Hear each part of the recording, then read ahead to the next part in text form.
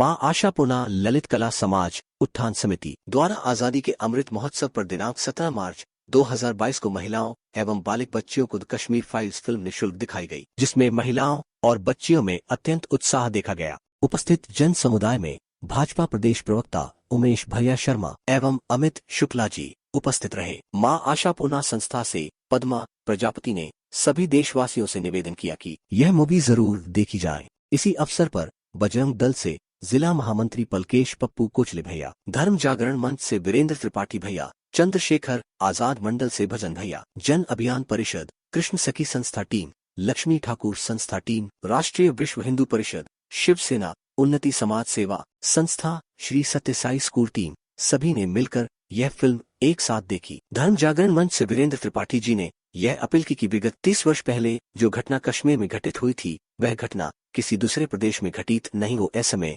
माननीय प्रधानमंत्री जी से अपील करता हूँ, साथ ही जो घटना घटित हुई थी उसके दोषियों को कड़ी से कड़ी सजा दी जाए। साथ ही स्वच्छता उपलक्ष्य में 400 महिलाओं को सैनिटरी नैपकिन निःशुल्क वितरित किए गए तथा फाग उत्सव भी मनाया गया। उमेश भैया की तरफ से सभी को शिल्पहार भी रखा गया। भारत माता की जय। सरकार कांग्रेस की थी जिन्होंने कश्मीर के सच को छुपा दिया था, कश्मीर की सच्चाई को छुपा दिया था। हमारे कश्मीरी पंडित, हमारे हिंदू भाई लोगों के साथ जो अत्याचार हुए वो किताबें बंद कर दी थी और किसी को ये तक नहीं मालूम था कि उनके साथ क्या क्या अत्याचार हो रहे हैं और क्या हुए हैं। आज उनकी पीड़ा देखने के लिए हम सब लोग टाकीज में आ रहे हैं, एक सच्चाई देखने के लिए। और आज हम सबको दुख हो रहा है कि उस समय की गूंगी बहरी लंगड़ी सरकार ने क्यों नहीं एक्शन लिया, क्यों नहीं हमारे कश्मीरी भाइयों के लिए मिलिट्री फौज भेजी, क्यों नहीं उनकी सुरक्षा की। ये सारे प्रश्न आज इस पिक्चर को देखने के बाद उठते हैं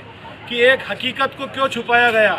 मैं आज हमारी केंद्र में बैठी भारतीय जनता पार्टी की सरकार और सभी राष्ट्रीय स्वयंसेवक संघ के सभी पदाधिकारियों को धन्यवाद देता हूं कि उन्होंने आज पूरे हिंदुस्तान को एक चर्चा में डाला है, एक सच्चाई में डाला है, एक सच्चाई दिखाई है कि हमारे कश्मीरी पंडितों के साथ कितने अत्याचार हुए, जिसको हमारी आने वाली पीढ़ी, मातृशक्तियाँ, बहनें सब देख रही हैं।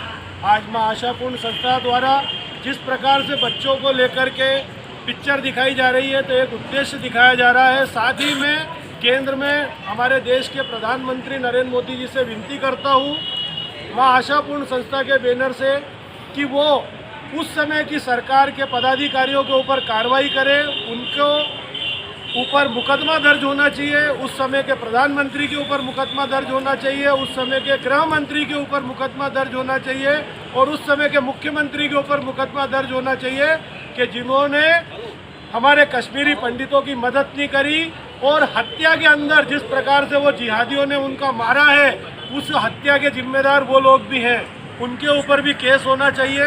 मैं प्रशासन से, शासन से यही मांग करूंगा कि उस समय की गूंगी बहरी सरकार, उनके ऊपर केस होना चाहिए कि उन्होंने, और हत्या का केस उनके ऊपर होना चाहिए कि उन्होंने कश्मीरी पंडितों की हत्या के अंदर वो लोग भी शामिल थे।